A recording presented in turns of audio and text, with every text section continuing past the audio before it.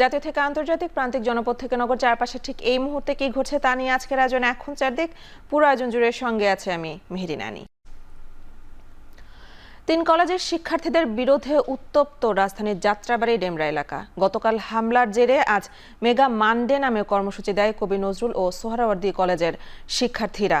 এক পর্যায়ে যাত্রাবাড়িতে মাহবুবুর রহমান মোল্লা কলেজের সামনে জড়ো হয়ে হামলা ও ভাঙচুর চালায় তারা। 2 কলেজের প্রায় 1000 খানেক শিক্ষার্থী লাঠি নিয়ে যাত্রাবাড়ি এলাকায় ডক্টর মাহবুবুর রহমান মোল্লা কলেজে ভাঙচুর চালায়। শিক্ষার্থীদের সঙ্গে সংঘর্ষে জড়িয়ে পড়ে 3 কলেজের শিক্ষার্থীরা। বেশ কিছু শিক্ষার্থী ভবনের ভেতরে আটকা পড়ে। দফায় দফায় সংঘর্ষ উভয় পক্ষের অন্তত 30 জন আহত হয়। পরে মাহবুবুর রহমান কলেজ ভবনের ভেতরেও সব ধরনের সরঞ্জাম ভাঙচুর করা হয়। বন্ধ করে দেওয়া হয় মোল্লা কলেজের প্রধান ফটক। পরিস্থিতি খারাপ হতে থাকলে মোল্লা কলেজের সামনে পুলিশ আসে। শুরুতেই পুলিশ হিমশিম খেলেও পরে পরিস্থিতি নিয়ন্ত্রণে আনে সেনাবাহিনী। এর আগে রোববার দুপুর 12টা থেকে ডক্টর মাহবুবুর রহমান মোল্লা কলেজের শিক্ষার্থীদের উপর হামলার প্রতিবাদে ঢাকা ও তার আশেপাশের এলাকার 30টিরও বেশি কলেজের শিক্ষার্থীরা কবি নজরুল ও সোহরাওয়ার্দী কলেজের শিক্ষার্থীদের সঙ্গে সংঘর্ষে জড়ায়।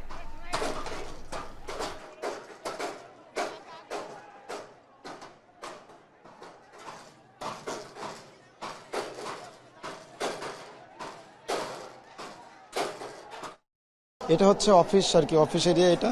এখানে অফিসে আপনারা তো দেখতেই পাচ্ছেন যে প্রত্যেকটা জায়গাতেই আপনার হচ্ছে ভাঙাচোরা করা হয়েছে এবং একদম টপ ফ্লোর ওখানেও আপনার ভাঙাচোরা করা হয়েছে। সাইনিজ কুড়াল নিয়ে আসে, মানে রামদা, মানে দেশীয় অস্ত্রগুলো এগুলো।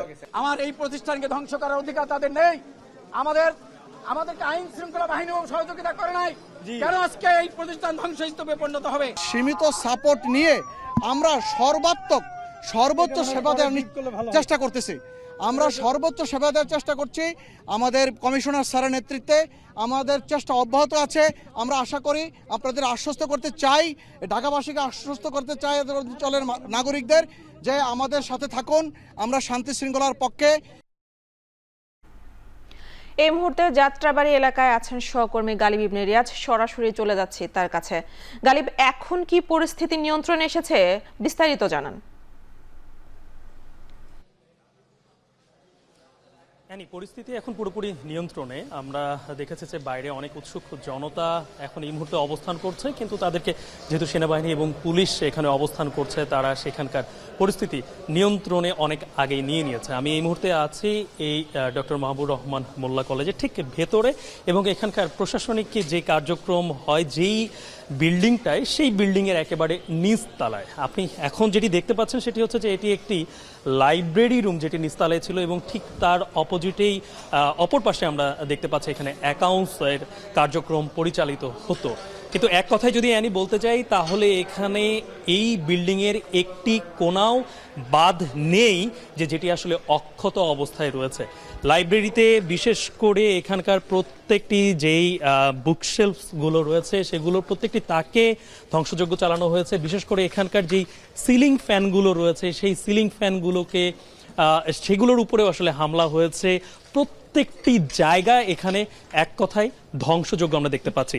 আমরা কিছুক্ষণ আগে এখানকার কলেজের যারা দায়িত্বে রয়েছেন কিংবা যারা টিচাররা রয়েছেন তাদের সাথে আমরা কথা বললাম যে বর্তমানে আপনি জানেন যে এই মোল্লা কলেজে এটি আসলে মূলত যারা মানে এইচএসসির যারা স্টুডেন্ট রয়েছে তাদের জন্য, এবং এখানে 6 থেকে 7 হাজার এই ফার্স্ট ইয়ার এবং সেকেন্ড ইয়ার এই দুটি মিলিয়ে 2 বর্ষের স্টুডেন্টরা এখানে পড়াশোনা করছে। এখন 6 থেকে 7 হাজার ছাত্রছাত্রী এখানে রয়েছে।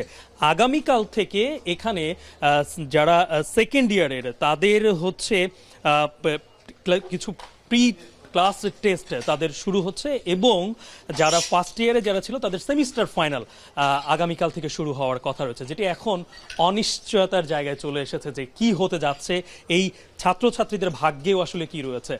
ছাত্রছাত্রীদের ভাগ্যের যেরকম দুর্দশা একটা সামনে আমরা দেখতে পাচ্ছি এখানে এসে, এবং সেই সাথে যেটি টিচাররা বলছিলেন যে তাদের পুরো ভবনে যেই ধ্বংসযজ্ঞ চালানো হয়েছে, এটি যেহেতু একটি প্রাইভেট প্রতিষ্ঠান, সেই জায়গায় এখানকার যে অবকাঠামো সেটা কিন্তু আধুনিক অবকাঠামো দিয়েই আমরা দেখতে পাচ্ছি যে সেইটি ছিল।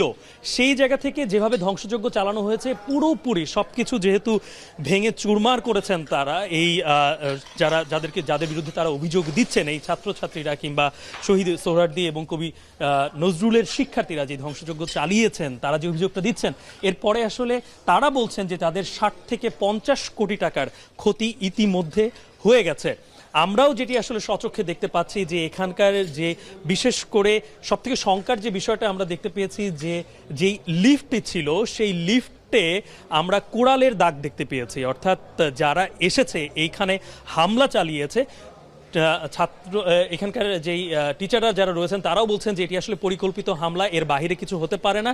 আমরাও দেখেছি যে উপর তালায় ওঠার জন্য সিঁড়ির যেই সামনে কেচি গেটটি রয়েছে সেটিকে করাত দিয়ে কাটা হয়েছে এবং লিফটে আমরা কুড়ালের আমরা দাগ দেখতে পেয়েছি, যেখানে বলাই যায় যে আসলে মনেই হচ্ছিল যে আসলে এই প্রস্তুতি নিয়েই এইখানে হামলা চালানো হয়েছে। আমরা যতটুকু জানতে পেরেছি যে এই মুহূর্তে ওয়ারি ডিসি অফিসে এই মোল্লা কলেজের যেই টিচার যারা প্রাতিষ্ঠানিক যারা দায়িত্বে যারা রয়েছেন তারা সেখানে অভিযোগ দায়ের করতে গিয়েছেন এবং তারা সেখানে অভিযোগ দিবেন যে এখন তাদের যে ক্ষয়ক্ষতিটা এখন হয়েছে সেটি আসলে এই ক্ষয়ক্ষতির দায়টা আসলে কারা নেবে এবং এই ক্ষয়ক্ষতি তাদের কি করে পূরণ হবে। আমরা কিছুক্ষণ আগে দেখতে পাচ্ছিলাম এই যে লাইব্রেরিতে অনেক স্টুডেন্টদের কিন্তু আইডি কার্ড রয়েছে, তাদের সার্টিফিকেট রয়েছে। তার থেকে বড় কথা যে অনেক শিক্ষার্থী এখান থেকে যারা এই গতবার যারা এইচএসসি পরীক্ষা দিয়ে পাশ করে যারা বের হয়েছে তাদের অনেকেরই সার্টিফিকেট এখানে রয়েছে। সেই সার্টিফিকেটগুলো আমরা দেখতে পেয়েছি যে ছড়িয়ে ছিটিয়ে রয়েছে। এছাড়া প্রাক মূল্যায়নের যত এখানে খাতা ছিল আমরা দেখতে পাচ্ছি সেগুলোও নিচে ফ্লোরে ছড়িয়ে ছিটিয়ে রয়েছে। অর্থাৎ স্বাভাবিক যে শিক্ষা কার্যক্রম যদি এই প্রতিষ্ঠানের পরিচালনা করতে হয় আবারও স্বাভাবিকভাবে, সেটি আসলে সময় সাপেক্ষ ব্যাপার হিসেবে তাদের সামনে দাঁড়াবে এবং সেইটাকে স্বাভাবিক করতে যথেষ্ট সময় তাদের লাগতে পারে। আর আমি যদি আগের ঘটনাটুকু একটু আপনাকে বলি, দর্শকদেরকে জানাতে চাই যে আজকে সকালবেলা শহীদ সোহরাওয়ার্দী কলেজের এবং কবি নজরুল কলেজের শিক্ষার্থীরা তারা গতকালকে তার আগের যে ঘটনাটি একটি ছাত্র হত্যার ঘটনার জেরে যেই সংঘর্ষ সৃষ্টি হয় গতকালকে, তার জেরে আজকে তারা এই মোল্লা কলেজে হামলা চালায় এবং প্রথমে তারা যখন হামলা চালায় তখন এখানে কোনো আসলে তাদেরকে কোনো বাধাই দেওয়া হয়নি। এখানকার যারা টিচাররা যারা ছিলেন তারা নিজেরাই বলছেন যে আমরা আমাদের শিক্ষার্থীদের নিরাপত্তার জন্য তাদেরকে আর ক্যাম্পাসে অবস্থান করতে দেয়নি, তাদেরকে সরে যেতে বলেছিলাম এবং যে কারণে পুরোপুরি ফাঁকা ক্যাম্পাসে তারা এই হামলাটা চালায় এবং তার পরবর্তীতে একের পর এক এখানে আমরা দেখতে পেয়েছি যে এখানে এসে যে প্রথমে তারা লুটতরাজ, অর্থাৎ এখানকার ল্যাবের যে কম্পিউটারগুলো ছিল বাকি সব কিছু তারা যেগুলো লুটপাট করার মতো নিয়ে যাওয়ার মতো সেগুলো তারা নিয়ে গেছে। তারপরে এখানকার স্থানীয় এবং এখানকার শিক্ষার্থীরা যারা ছিল তারা তাদেরকে আসলে যে কজন এই ভেতরে যারা অবস্থান করছিল তাদের সঙ্গে তাদের সংঘর্ষ হয় এবং এখন পর্যন্ত আহত এবং নিহতের খবর তেমন পরিষ্কার করে কোনো পক্ষই তেমন কিছু বলছে না। পরবর্তীতে হয়তো জানা যাবে যে আহত এবং নিহতের সংখ্যাটা কেমন। এই তো এখন পর্যন্ত এখানকার সর্বশেষ। যাত্রাবাড়ী থেকে যুক্ত ছিলেন সহকর্মী গালিব ইবনে রিয়াজ। ডক্টর মাহবুবুর রহমান মোল্লা কলেজে কবি নজরুল ও সোহরাওয়ার্দী কলেজের শিক্ষার্থীদের হামলা ও ভাঙচুরে 60 থেকে 70 কোটি টাকা ক্ষতির দাবি কর্তৃপক্ষের। এছাড়া শতাধিক শিক্ষার্থী ও শিক্ষক আহত হয়েছে বলে দাবি করেছেন তারা। বিকেলে কলেজের ভেতরে ব্রিফিংয়ে কথা জানানো হয়। শিক্ষার্থীদের সার্টিফিকেট নিয়ে চলে গেছে, তারপরে টাকা পয়সা নিয়ে গেছে, আমার 3000 ফ্যান ধ্বংস করে ফেলছে, ল্যাপটপ নিয়ে গেছে প্রায় 20 থেকে 30টা, সিসি ক্যামেরা আছে আমাদের 300-র উপরে, এই সকল সিসি ক্যামেরা নষ্ট করে দিয়েছে। প্রায় 100-র উপরে শিক্ষার্থী আহত হয়েছে এবং আমরা কিন্তু আমাদের শিক্ষকরা কিন্তু সোহরাওয়ার্দী কলেজের শিক্ষার্থীদের সেভ করেছে।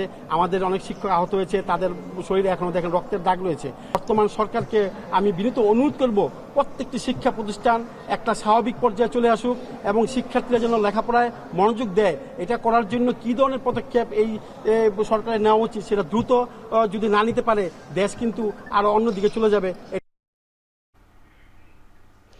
এদিকে যাত্রাবাড়ির সংঘর্ষের ঘটনায় ঢাকা মেডিকেলে চিকিৎসা নিয়েছেন অন্তত 30 জন। সেখানে আছেন সহকর্মী মাঝার মাহবুব। চলে যাচ্ছি সেখানে। মাঝার মাহবুব, আহতদের শারীরিক অবস্থা কেমন দেখছেন? হাসপাতালে ভর্তি আছেন কতজন? বিস্তারিত জানাবেন।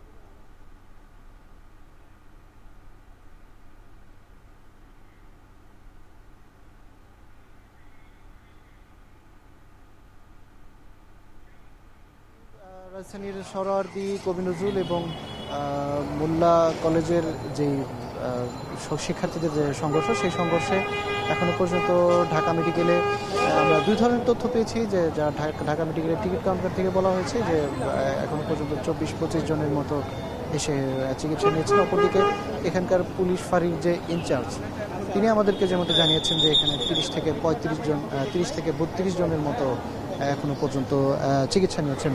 আমরা যদি একটু বলতে হয় যে আমরা গত 2 ঘন্টা এখানে অবস্থান করার মধ্যে কিন্তু আর 4 থেকে 5 জন চিকিৎসা নিতে এসেছেন। এর মধ্যে 2 জন কিন্তু এখানে ভর্তি হয়েছেন। অর্থাৎ যারা চিকিৎসা নিতে এসেছেন তারা প্রাথমিক চিকিৎসা নিয়ে অনেকেরই আমরা দেখেছি যে মাথায় ব্যান্ডেজ, হাতে ব্যান্ডেজ এবং শরীরের বিভিন্ন স্থানে তাদের যে দেশীয় অস্ত্রের যে আঘাত, সেই আঘাতজনিত কারণে যে প্রাথমিক চিকিৎসা সেটি নিয়ে কিন্তু অনেকেই ফিরে গেছেন এবং এর মধ্যে 2 জনকে আসলে হাসপাতালে ভর্তি নিয়েছে চিকিৎসকরা। তবে যে 2 জনের যে অবস্থা আসলে মুমূর্ষু কিংবা আশঙ্কাজনক পরিস্থিতি নেই এমনটাই কিন্তু আমরা জানতে পেরেছি। তবে এখানে সোহরাওয়ার্দী এবং কবি নজরুল ও 3 কলেজের শিক্ষার্থীদের সঙ্গে আহত যারা ছিলেন তারা এসেছেন চিকিৎসা নিতে। তাদের সঙ্গে আমরা কথা বলবার চেষ্টা করেছি। তারা আমাদেরকে যেমন জানিয়েছেন যে 3 কলেজের শিক্ষার্থীরাই আহত হয়েছেন এবং আইন শৃঙ্খলা রক্ষাকারী বাহিনীও এখানে সতর্ক অবস্থানে রয়েছেন। তো তাদের সঙ্গে আমরা কথা বলে যেমন জানতে পেরেছি যে 3 পক্ষই আসলে আজকের ঘটনায় 3 পক্ষই আসলে যে হতাহতের 3 পক্ষের মধ্যেই কিন্তু হতাহতের ঘটনা ঘটেছে। 3 পক্ষই আহত হয়েছে এবং 3 পক্ষের শিক্ষার্থীরা, 3 প্রতিষ্ঠানের শিক্ষার্থীরাই কিন্তু ঢাকা মেডিকেল কলেজে চিকিৎসা নিয়েছেন এবং তারা যেমনটা জানিয়েছেন যে আসলে যেই কলেজ কর্তৃপক্ষের পক্ষ থেকে যেমনটা বলা হয়েছে যে 3 জন মারা গেছেন, নিহত হয়েছেন, তবে সেই 3 জন আসলে ঢাকা মেডিকেলেও আসেনি বা তারা কোথায় এখনো পর্যন্ত কিন্তু স্পষ্ট করেও জানানো হয়নি এবং পুলিশের পক্ষ থেকেও কিন্তু স্পষ্ট করে জানানো হয়নি। তবে ঢাকা মেডিকেলেও কিন্তু এখনো পর্যন্ত কেউ মারা যায়নি বা মারা যাওয়া অবস্থাতেও কিন্তু কেউ আসেনি। তবে শিক্ষা প্রতিষ্ঠানে যে ভাঙচুর এবং নথিপত্র পুড়িয়ে ফেলার যে ঘটনা, সেখানে কিন্তু ব্যাপক ক্ষয়ক্ষতি হয়েছে। তবে এখানে যারা চিকিৎসা নিতে এসেছে আমরা যেমনটা দেখেছি যে অধিকাংশই কিন্তু 3 কলেজের যারা শিক্ষার্থী এবং শিক্ষার্থীদের মধ্যে তাদের আসলে তাদের যে দাবি, সোহরাওয়ার্দী কলেজ এবং যে কবি নজরুল কলেজ তাদের পক্ষ থেকে যে দাবি করা হয়েছে যে তারা শান্তিপূর্ণ অবস্থান নেওয়ার জন্য আসলে তারা যাত্রাবাড়ির দিকে গেলে আসলে পরবর্তীতে ওই এলাকার লোকজন এবং তারা আসলে তাদের উপরে চড়াও হয় এবং তারা হামলা চালায় এবং এই হামলায় তাদের ক্ষতিগ্রস্ত, তাদের আসলে ক্ষয়ক্ষতির পরিমাণ বেশি হয়, এমনটাই কিন্তু তারা আমাদের কাছে দাবি করেছেন। এবং 2-3 কলেজের শিক্ষার্থীরা এখানে কিন্তু চিকিৎসা নিতে এসেছেন এবং কেউ আসলে অত যে মুমূর্ষু অবস্থায় বা মারা যাওয়ার মতো পরিস্থিতিতে কিন্তু আমরা এখনো পর্যন্ত দেখতে পাইনি। ঢাকা মেডিকেল হাসপাতাল থেকে যুক্ত ছিলেন সহকর্মী মাঝার মাহবুব। ডক্টর মাহবুবুর রহমান মোল্লা কলেজে ভাঙচুর, লুটপাট ও ছাত্রদের হতাহতের ঘটনায় ওয়ারির ডিসি কার্যালয়ে অভিযোগ জানাতে এসেছে ডিএমআরসি কলেজ কর্তৃপক্ষ। সেখানে আছেন সহকর্মী সানি মৃধা। বিস্তারিত জানতে যুক্ত হচ্ছি তার সাথে। সানি, আজকের এই সংঘর্ষ এবং হতাহতের ঘটনায় ডিসি কার্যালয়ে আর কোনো পক্ষ কি এসেছে জানাবেন? এটি আপনাকে আমি একটু জানিয়ে রাখি যে ডিসি অরিজনের যিনি ডিসি সালেউদ্দিন, ওনার কাছে কিন্তু আপাতত এখন পর্যন্ত ডক্টর হাবিবুর রহমান মোল্লা কলেজের যারা কর্তৃপক্ষ আছে অর্থাৎ প্রিন্সিপাল সহ কলেজের আরও যারা কর্মকর্তারা আছেন তারা কিন্তু এখানে এসছেন। আমরা যতটুকু জানতে পেরেছি এখানে কথা বলে যে এই কলেজের ডক্টর হাবিবুর রহমান মোল্লা কলেজ ছাড়াও যেখান থেকে মূলত এই সংঘর্ষের সূত্রপাত ন্যাশনাল মেডিকেল কলেজের কর্তৃপক্ষরা কিন্তু আসার কথা রয়েছে। এছাড়া কবি নজরুল, সোহরাওয়ার্দী কলেজের কর্তৃপক্ষরাও এসে এই বৈঠকে অংশগ্রহণ করতে পারে বলে আমরা জানতে পেরেছি। তবে তারা আসলে মূলত বৈঠকটা কী নিয়ে করছে, হয়তো এই বিষয়ে কিভাবে এই এত সংঘর্ষের ঘটনার এত বড়ভাবে ঘটলো, কিভাবে এই বিষয় হয়তো ওয়ারির বা অরিজনের সাথে ডিসির সাথে ওনারা বৈঠক করছেন এবং হয়তো এই বিষয়টা তদন্তের জন্যই হয়তো তারা এসেছেন এবং তাদের কি পরিমাণে ক্ষয়ক্ষতি হয়েছে, হতাহতের কি পরিমাণে ছাত্রদের হতাহতের ঘটনা ঘটেছে, টোটাল সর্বোপরি আজকের যে সংঘর্ষ সংঘর্ষ বা বিগত কয়েকদিন থেকেই তো সংঘর্ষটা চলমান ছিল। অর্থাৎ আমি যদি আপনাকে একটু আগে থেকে বলি, মূলত ডক্টর হাবিবুর রহমান মোল্লা কলেজের এক ছাত্র ন্যাশনাল মেডিকেলে চিকিৎসা নিতে যে মারা যায় এরকম একটা খবর ছড়িয়ে পড়লে, ভুল চিকিৎসার কারণে মারা যায় এরকম একটা খবর ছড়িয়ে পড়লে কিন্তু ডক্টর হাবিবুর রহমান মোল্লা কলেজের ছাত্ররা সেখানে যে ভাঙচুর চালায়। এর প্রেক্ষিতে শুধু ডক্টর হাবিবুর রহমান মোল্লা কলেজ ছাড়াও কিন্তু সেই সংঘর্ষ পরবর্তীতে ছড়িয়ে পড়ে সোহরাওয়ার্দী কলেজ সহ আশপাশের এলাকাতে। সেই প্রতিশোধ নীতি আজকে যারা এসেছিলেন ডক্টর হাবিবুর রহমান মোল্লা কলেজে সংঘর্ষ করতে বা ভাঙচুর করতে বা এর প্রতিশোধ নিতে বলেও তারা দাবি করেছেন, এমন কিছু কথাও শোনা গেছে। যে সেই ধারাবাহিকতায় এমন প্রেক্ষাপটে কিন্তু আজকে দুই কলেজ, কবি নজরুল কলেজ একই সাথে সোহরাওয়ার্দী কলেজের শিক্ষার্থীরা কিন্তু কয়েকশো শিক্ষার্থীরা এসে কিন্তু এই সংঘর্ষে জড়ায়। এতে কিন্তু আপনি আমরা যতটুকু দেখেছি যে এখানে বেশ কিছু ছাত্ররা কিন্তু আহত হয়েছেন। একই সাথে শেষ দিকে কিন্তু দুপুর 2:30টার পর বা দুপুরে নাগাদ কিন্তু যাত্রাবাড়ি বা ডেমরা এলাকায় যে ডক্টর মোহাম্মদ হাবিবুর রহমান মোল্লা কলেজের যে আশপাশের এলাকায় কিন্তু স্থানীয়রাও কিন্তু এই সংঘর্ষে শরিক হয়েছে। অর্থাৎ হাবিবুর রহমান মোল্লা কলেজের শিক্ষার্থীদের সাথে কিন্তু তারাও জড়িত। পরবর্তীতে কিন্তু এক পর্যায়ে আইন শৃঙ্খলা রক্ষাকারী বাহিনীর তারাও যায়। শেষ মুহূর্তে মোটামুটি এখন পর্যন্ত পরিস্থিতি নিয়ন্ত্রণে আছে। তবে এলাকার সার্বিক পরিস্থিতি নির্বিঘ্নে চালিয়ে যেতে পরিস্থিতির পরবর্তীতে যেন কোনো অপ্রীতিকর ঘটনা বা কোনো সংঘর্ষ না জড়ে সেক্ষেত্রে কিন্তু আলাদা বিশেষ বাহিনী মোতায়েন করা হয়েছে।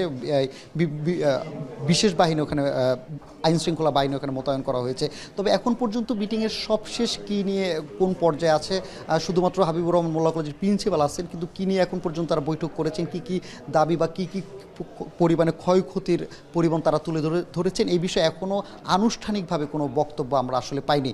তো এই ছিল ডক্টর হাবিবুর রহমান মোল্লা কলেজ সহ যে সর্বোপরি সংঘর্ষের যে ঘটনা নিয়ে ডিসি ওয়ারির সাথে বৈঠকের সবশেষ পরিস্থিতি। পরে থেকে যুক্ত ছিলেন সহকর্মী স্থানী মৃধা। ঢাকা মহানগরীতে ব্যাটারি চালিত রিকশা চলাচল বন্ধে হাইকোর্টের আদেশ আপিল বিভাগের চেম্বার আদালত 1 মাসের স্থিতাবস্থা দিয়েছেন। 1 মাসের মধ্যে রুলের শুনানি নিষ্পত্তি করতে বলা হয়েছে। সোমবার চেম্বার আদালতের বিচারপতি এই নির্দেশ দেন। প্যাডেল চালিত রিকশা চালকদের গড়া বৃহত্তর ঢাকা সিটি কর্পোরেশন রিকশা মালিক ঐক্যজোটের পক্ষ থেকে করা এক রিটের শুনানি শেষে গত মঙ্গলবার বিচারপতি ফাতেমা নজিব ও বিচারপতি মাহমুদুর রাজির হাইকোর্ট বেঞ্চ ঢাকা মহানগরীতে ব্যাটারি চালিত রিকশা চলাচল বন্ধের রুল সহ নির্দেশ দেন। উচ্চ আদালতের এই আদেশের পরই আন্দোলন করছে ইঞ্জিন চালিত রিকশা চালকরা। রাষ্ট্রপক্ষ হাইকোর্টের আদেশ স্থগিত চেয়ে আবেদন করে। ব্যাটারি চালিত রিকশা চালকদের জীবন জীবিকার কথা চিন্তা করে 1 মাসের জন্য হাইকোর্টের আদেশের উপর স্থিতাবস্থা জারি করেন। একই সঙ্গে হাইকোর্টকে এ বিষয়ে দেয়া রুলের নিষ্পত্তি করতে বলা হয়েছে। মহামান্য হাইকোর্ট একটি নির্দেশনা দিয়েছেন একটি রিটের প্রেক্ষিতে যে 3 দিনের মধ্যে ব্যাটারি চালিত রিকশা ঢাকা মহানগর এলাকায় বন্ধের জন্য। এর প্রেক্ষিতে আজকে সরকার পক্ষ তারা চেম্বার বিচারপতির কোর্টে আপিল আবেদন করেন। মাননীয় চেম্বার বিচারপতি আজকে হাইকোর্টের আদেশের উপর স্থিতাবস্থা বজায়ের জন্য নির্দেশনা দিয়েছেন এবং 1 মাসের মধ্যে হাইকোর্টের রুলটি নিষ্পত্তির জন্য নির্দেশনা দিয়েছেন। আদালতের অনুমতি নিয়ে নাগরিকদের পক্ষে এই কথা বলেছি যে এই ব্যাটারি চালিত রিকশা কারণে আমাদের জনজীবন কিভাবে ব্যাহত হচ্ছে। অ্যাট দ্য সেম টাইম আমি এটাও বলেছি যে যারা এই ব্যাটারি চালিত রিকশার উপরে জীবন নির্বাহ করেন তাদের বিষয়টিও আমাদেরকে অত্যন্ত মানবিকভাবে দেখতে হবে। তবে যেহেতু সর্বোচ্চ আদালতের একটি বিষয়, একটা আইনি কাঠামোর মধ্যে না এনে যেন কোনো রকম কোনো সিদ্ধান্ত গ্রহণ করা না হয়। ষড়যন্ত্র রুখতে ও জনগণের অধিকার ফিরিয়ে দিতে বিএনপি যৌক্তিক সময় নির্বাচন চায়। সংস্কার নিয়ে সরকারের সাথে বিএনপির কোনো বিরোধ নেই বলেও উল্লেখ করেন বিএনপির ভারপ্রাপ্ত চেয়ারম্যান তারেক রহমান। সোমবার জাতীয় প্রেস ক্লাবে ঢাকা সাংবাদিক ইউনিয়নের দ্বিবার্ষিক সাধারণ সভায় এ কথা বলেন তিনি। আওয়ামী লীগকে অপ্রাসঙ্গিক করে দিতে জনগণের রাজনৈতিক ক্ষমতায়ন জরুরি। তার জন্য প্রয়োজন নির্বাচনী রোডম্যাপ। একই অনুষ্ঠানে অন্তর্বর্তী সরকারের কিছু পদক্ষেপ জনগণের আকাঙ্ক্ষার সাথে না মেলায় ক্ষোভ প্রকাশ পাচ্ছে বলে উল্লেখ করেন জামায়াত ইসলামীর সেক্রেটারি জেনারেল মিয়া গোলাম পরওয়ার। সে সাথে আসন্ন নির্বাচনকে সামনে রেখে কোনো অরাজকতা না করে অন্তর্বর্তী সরকারকে সহযোগিতা করার আহ্বানও জানান তিনি।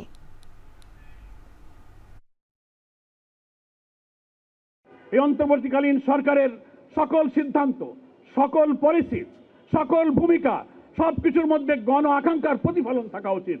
কিন্তু 3 মাস অতিবাহিত হচ্ছে, দুর্ভাগ্যজনক হলেও অন্তর্বর্তীকালীন সরকারের কোনো পলিসি, কোন সিদ্ধান্ত সেই গণ আকাঙ্ক্ষার সাথে মিলছে না, সেই গণ আকাঙ্ক্ষার প্রতিফলন ঘটছে না। রক্তদানের পর জন আকাঙ্ক্ষার প্রতিফলন হিসেবে আপনারা আজকে দায়িত্ব নিয়েছেন। আপনাদের কাছে আর এমন কোনো ভুল সিদ্ধান্ত, ভুল পলিসি আমরা দেখতে চাই না। বিতাড়িত স্বৈরাচার এবং তাদের দোসর চক্র নানা কৌশলে আবারও মাথাচাড়া দিয়ে ওঠার অপচেষ্টা শুরু করেছে।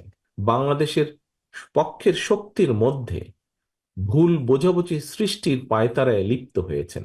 তবে সবাই যদি আমরা সতর্ক থাকি, বাংলাদেশের পক্ষের শক্তির মধ্যে ভুল বোঝাবুঝির অবকাশ থাকবে না বলে আমি দৃঢ়ভাবে বিশ্বাস করি। ভোটের অধিকার প্রয়োগের সুযোগ পেলেই জনগণ তাদের রাজনৈতিক ক্ষমতা প্রয়োগ করে গণহত্যাকারী, খুনি, লুটেরা, পলাতক স্বৈরাচার এবং তাদের দোষত্বদেরকে রাজনীতির মাঠ থেকে বিদায় করে দিতে সক্ষম হবে। এ কারণেই বিএনপি মনে করে সংস্কার কার্যক্রমের পাশাপাশি একটি যৌক্তিক সময়ের মধ্যে অবাধ, সুষ্ঠু, নিরপেক্ষ নির্বাচন অনুষ্ঠান অবশ্যই প্রয়োজন। চ্যালেঞ্জ নয় নির্বাচন কমিশনের দায়িত্বকে সুযোগ হিসেবে দেখছে নতুন নির্বাচন কমিশনাররা। সুষ্ঠু নির্বাচন আয়োজন করতে ইসি দায়বদ্ধ বলে মন্তব্য করেছেন নির্বাচন কমিশনার অবসরপ্রাপ্ত brigadier general Abul Fazal Mohammad Sanaullah. EC কর্মকর্তাদের সঙ্গে বৈঠক শেষে কথা বলেন তিনি। বেলা 11:30টায় আগারগাঁওয়ের ইসি সচিবালয়ের সম্মেলন কক্ষে কর্মকর্তাদের সঙ্গে পরিচিতি ও মত বিনিময় সভা করে নবগঠিত নির্বাচন কমিশন। বৈঠকে প্রধান নির্বাচন কমিশনার এএমএম নাসির উদ্দিনের নেতৃত্বে অংশ নেন অন্য 4 নির্বাচন কমিশনার। নির্বাচন কমিশন সচিব থেকে শুরু করে ইসি সচিবালয়ের সকল পর্যায়ের কর্মকর্তারা সভায় উপস্থিত ছিলেন।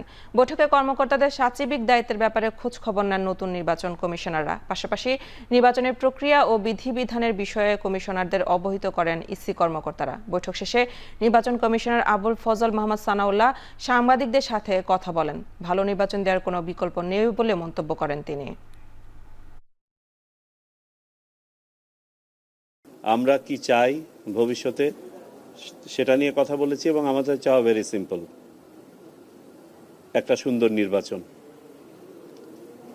এটা নিয়ে কথা বলেছি।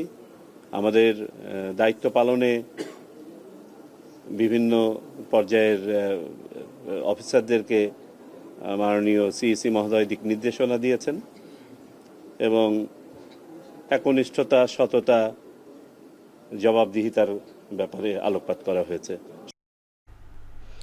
সংশোধিত ট্রাইব্যুনাল আইনের ফলে 3 বাহিনীর সাথে পুলিশ, র্যাব এমনকি বিদেশি নাগরিকদেরও বিচার করা যাবে আন্তর্জাতিক অপরাধ ট্রাইব্যুনালে। তবে রাজনৈতিক দলের বিরুদ্ধে আইনি পদক্ষেপ নেওয়ার সুযোগ রাখা হয়নি এই আইনে। সোমবার দুপুর 12টার দিকে চিফ প্রসিকিউটর অফিস থেকে অফিসিয়াল প্রেস ব্রিফিংয়ে জানানো হয়, শুরু থেকে আন্তর্জাতিক অপরাধ ট্রাইব্যুনালের আইন নিয়ে বিতর্ক ছিল নানা মহলে। সর্বশেষ জুলাই আগস্টের গণহত্যা, গুম, খুনের বিচারিক কার্যক্রম শুরু হওয়ার পর থেকে এই আইন সংশোধনের দাবি জানানো হয়।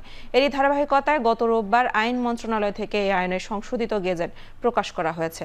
বিদেশে করা অপরাধের বিচার, সকল আইন শৃঙ্খলা বাহিনীকে আইনের আওতায় আনা এবং গুমের ধারা সংযুক্ত করা সহ সংশোধনীতে 5টি ধারাতে বিশেষ পরিবর্তন আনা হয়েছে। আগে শুধুমাত্র বাংলাদেশের অভ্যন্তরে থেকে অপরাধ করলেই এই আইনে বিচার করা যেত। এখন যেটা করা যাবে সেটা হলো বাংলাদেশের অভ্যন্তরে থেকে অথবা বাংলাদেশের বাইরে যে কোনো টেরিটরিতে থেকে যদি বাংলাদেশের ক্রাইমস এগেইনস্ট হিউম্যানিটি বা জেনোসাইড করা হয় তাহলে তাকে বিচার করা যাবে। আবার বাংলাদেশের অভ্যন্তরে থেকে যদি কোনো বিদেশিও এ ধরনের অপরাধ করে থাকে তাকেও বিচার করা যাবে। আইন শৃঙ্খলা বাহিনীর ব্যাপারে আগে ছিল যে কোনো আর্মড ফোর্সের এগেইনস্টে এখানে ট্রায়াল করা যাবে, কোনো member of the armed force. সেই শব্দটা এখন পরিবর্তন করে ওখানে member of the disciplinary force. Disciplinary ফোর্সের মধ্যে 3 বাহিনীর সাথে পুলিশ, র্যাব বা বিজিবি এবং কোনো গোয়েন্দা সংস্থা সহ আনসার বাহিনীকেও এখানে যুক্ত করা হয়েছে। মন্ত্রণালয়ের শৃঙ্খলা ফেরাতেই সময় ব্যয় হয়ে যাচ্ছে, তাই দ্রুত প্রকল্প বাস্তবায়নে নজর দেওয়া সম্ভব হচ্ছে না বলে জানিয়েছেন পরিকল্পনা উপদেষ্টা ওয়াহিদউদ্দিন মাহমুদ। আওয়ামী সরকারের আমলে নেওয়া বিভিন্ন প্রকল্পের পরিচালকদের দুর্নীতি ও পালিয়ে যাওয়ার কারণে অগোছালো চলমান প্রকল্প সচল করতে সময় লাগছে বলে জানান তিনি। সকালে এনএসসি সম্মেলন কক্ষে প্রধান উপদেষ্টা ও একনেকের চেয়ারপারসন ডক্টর ইউনূসের সভাপতিত্বে একনেক সভায় ৫,৯১৫ কোটি টাকার 5টি প্রকল্প অনুমোদন দেওয়া হয়। এর মধ্যে সরকারি অর্থায়নে ১,০৯৫ কোটি টাকা ও বিদেশি অর্থায়ন ৪,৭৮৭ কোটি টাকা। একনেক সভা পরবর্তী সংবাদ সম্মেলনে পরিকল্পনা উপদেষ্টা বলেন, অপচয় হয় এমন প্রকল্প আর বাড়ানো হবে না। আওয়ামী সরকারের রাজনৈতিক উদ্দেশ্য প্রণোদিত বিভিন্ন প্রকল্প বাতিল হয়, উন্নয়ন বাজেটেও কাটছাঁট করা হবে। যেগুলো চলতি প্রকল্প ওগুলো তো চলমান রাখতে একটু সময় লাগছে। আর আমরা এই মন্ত্রণালয়গুলো তো এখনো ঠিক সুস্থির অবস্থায় পৌঁছেনি, কাজেই নতুন প্রকল্প তৈরি করা এবং সেগুলোর জন্য সময় দিতে হয় তো। এবং আমরা তো অন্য রাজনৈতিক সরকারের আমলে একটা বরং উল্টো সমস্যা হয় যে প্রত্যেক উন্নয়ন বাজেটে অনেক নতুন প্রকল্প অন্তর্ভুক্ত হয়ে প্রকল্পের সংখ্যা অনেক বেড়ে যায়, আমাদের বরং প্রকল্পের সংখ্যা কমে যাচ্ছে। বিরতির পর ফিরে এলাম, আপনারা দেখছেন এখন চারদিক।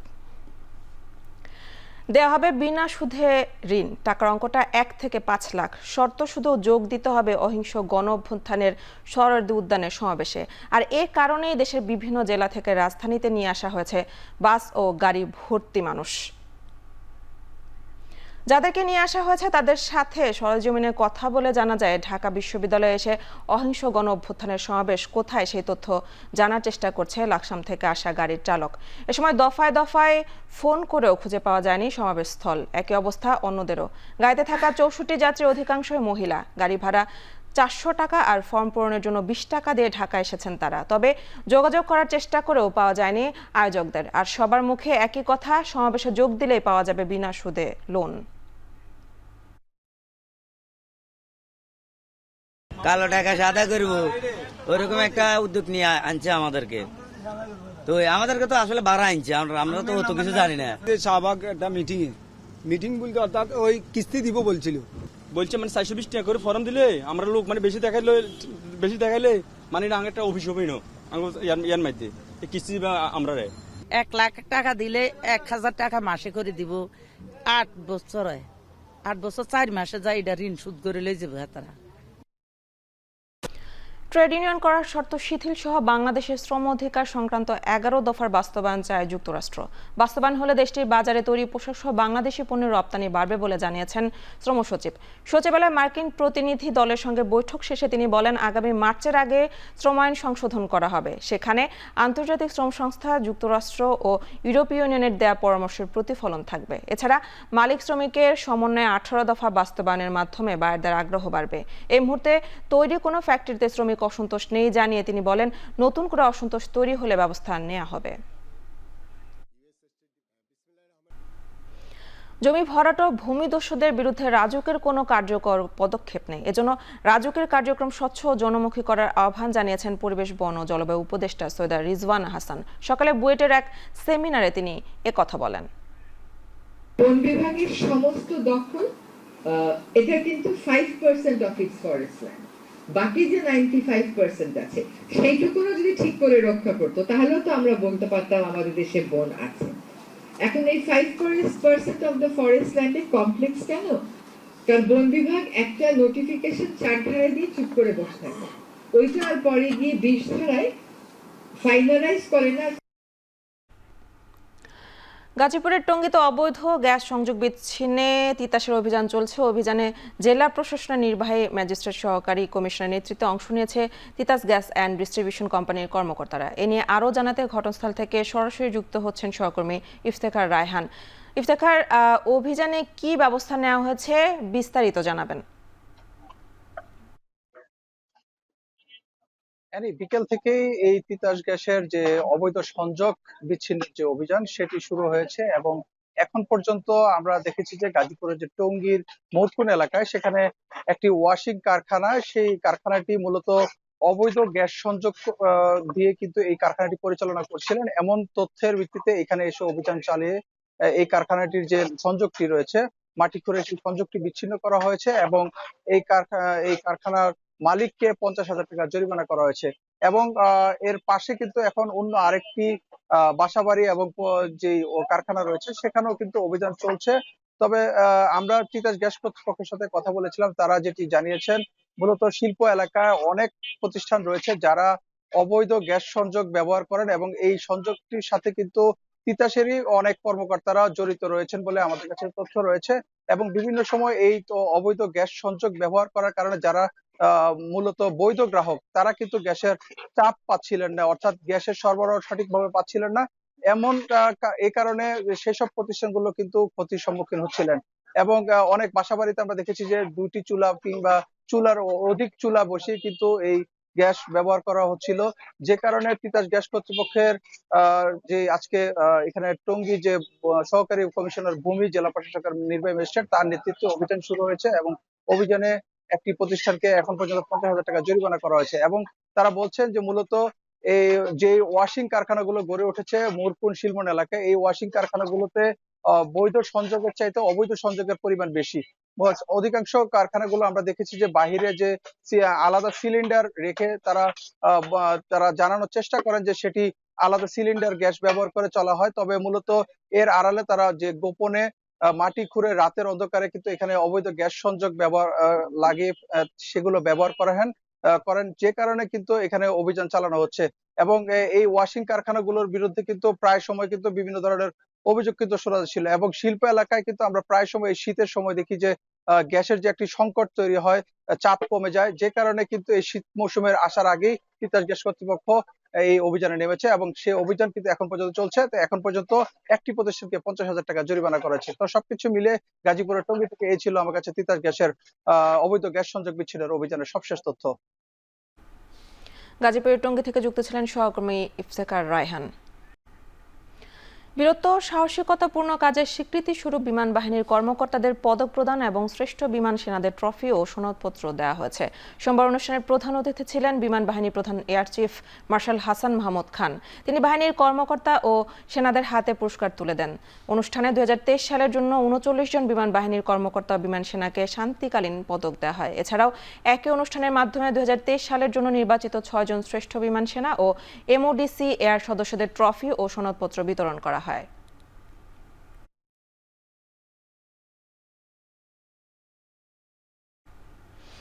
অগ্রণী ব্যাংকের খেলাপি ঋণ আদায়ের দাবিতে চট্টগ্রামে মানববন্ধন ও অবস্থান কর্মসূচি পালন করা হয়েছে। সকালে প্রেস ক্লাবের সামনে অবস্থান নেন ব্যাংকটির 2 শতাধিক কর্মকর্তা কর্মচারী। পরে ঘণ্টাব্যাপী মানববন্ধন করেন তারা। ব্যাংক কর্মকর্তাদের অভিযোগ, দীর্ঘদিন ধরে ঋণ খেলাপিদের নোটিশ দেওয়া হলেও পরিশোধের ব্যাপারে কোনো ব্যবস্থা নেয়নি। বাধ্য হয়ে মাঠে নেমেছেন তারা। তথ্য বলছে, অগ্রণী ব্যাংক চট্টগ্রাম সার্কেলে খেলাপি ঋণের পরিমাণ 1688 কোটি টাকা। এর মধ্যে প্রায় 1500 কোটি টাকা ঋণ খেলাপ করেছে দেশের নামি দামি 20টি বড় শিল্পগ্রুপ ও ব্যবসা প্রতিষ্ঠান। অবিলম্বে খেলাপি ঋণ পরিশোধের দাবি জানান তারা।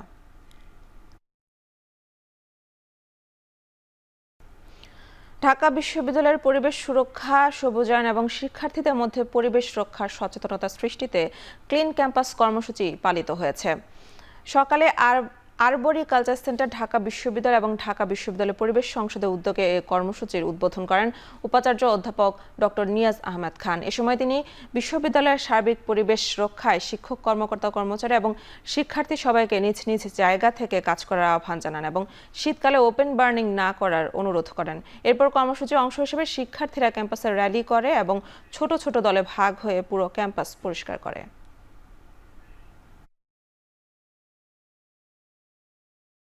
সার্বিকভাবে ক্যাম্পাসটিকে একটু যতদূর সম্ভব গুছিয়ে নেওয়া, সাজিয়ে নেওয়ার উদ্যোগ নিয়েছি।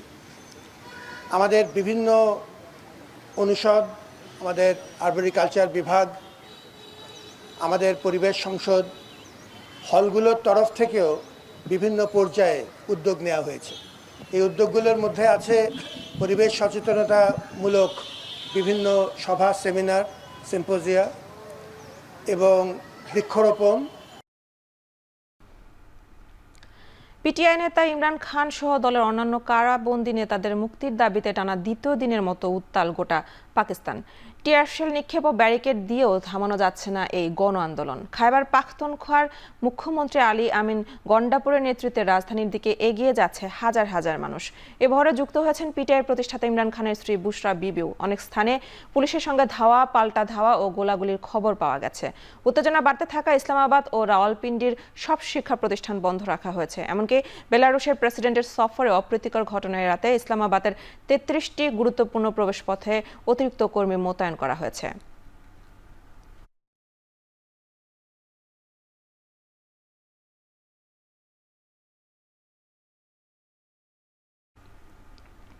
ইসরায়েলি ভূখণ্ডে রোববার রাতে 340টির বেশি ক্ষেপণাস্ত্র ড্রোন ব্যবহার করে হামলা চালিয়েছে ইরান সমর্থিত লেবাননের সশস্ত্র সংগঠন হিজবুল্লাহ। লেবাননের বৈরুতে ইসরায়েলি বিমান হামলায় অন্তত 29 জনের প্রাণহানির পর হিজবুল্লাহ এই পাল্টা হামলা চালালো। তেল আবিবের কাছে থাকা একটি ভবনে হিজবুল্লাহর ছোড়া রকেট আঘাত হেনেছে বলে জানিয়েছে বিভিন্ন গণমাধ্যম। এছাড়া ইসরায়েলের দক্ষিণাঞ্চলের আশত নৌঘাঁটিতে ড্রোন ব্যবহার করে হামলা চালানোর দাবি করেছে হিজবুল্লাহ। এসব হামলার 10 জনের বেশি ইসরায়েলি আহত হওয়ার খবর পাওয়া গেছে। অন্যদিকে হিজবুল্লাহর যোদ্ধারা ট্যাঙ্ক বিধ্বস্ত ক্ষেপণাস্ত্র নিক্ষেপের পর লেবাননের একটি গুরুত্বপূর্ণ পাহাড় থেকে পিছু হটতে বাধ্য হয়েছে স্থল অভিযানে থাকা ইসরায়েলি সেনারা।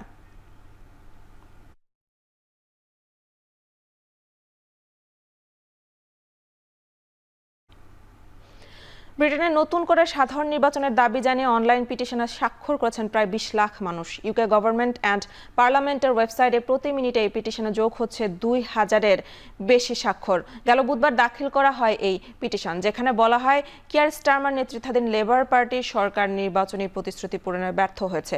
1 লাখের বেশি স্বাক্ষর হওয়ায় নিয়মানুযায়ী এ বিষয়ে পার্লামেন্টে বিতর্ক হবে। গেল জুলাইয়ের 14 বছর পর ব্রিটেনের ক্ষমতায় আসে লেবার পার্টি। কয়েক লাখ পেনশনভোগীর শীতকালীন জ্বালানি ভাতা 39,000 কোটি ডলার কর্তন, কারাগার ভর্তি হওয়ায় বিপুল সংখ্যক কয়েক দিনে মুক্তি ও নতুন বাজেটে 5,000 কোটি ডলার বৃদ্ধির মতো বেশ কিছু বিতর্কিত সিদ্ধান্ত নেন নতুন প্রধানমন্ত্রী।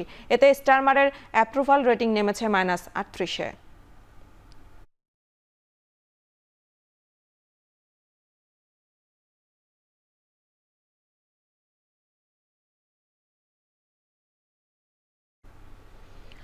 গুগল ম্যাপ অনুসরণ করে মর্মান্তিক দুর্ঘটনার কবলে পড়ে ভারতে 3 জনের মৃত্যু হয়েছে। ভারতের উত্তরপ্রদেশের বারেলি জেলায় গুগল ম্যাপ অনুসরণ করে চলছিল গাড়িটি। রামগঙ্গায় একটি নির্মাণাধীন সেতুতে এসে মাটিতে পড়ে যায় গাড়িটি। গাড়িতে থাকা যাত্রীরা গুরুগ্রাম থেকে বারেলিতে যাচ্ছিল একটি বিয়ের অনুষ্ঠানে। গুগল ম্যাপে ভরসা করে গাড়ি চালাচ্ছিলেন চালক। অসম্পূর্ণ ফ্লাইওভারে ওঠার পর সড়কটি সম্পূর্ণ দেখানোয় গাড়ি চালাতে থাকেন চালক। এরপর নদী শুকিয়ে যাওয়ায় পড়ে যায় গাড়িটি। ঘটনাস্থলে মৃত্যু হয় গাড়িতে থাকা 3 যাত্রীর।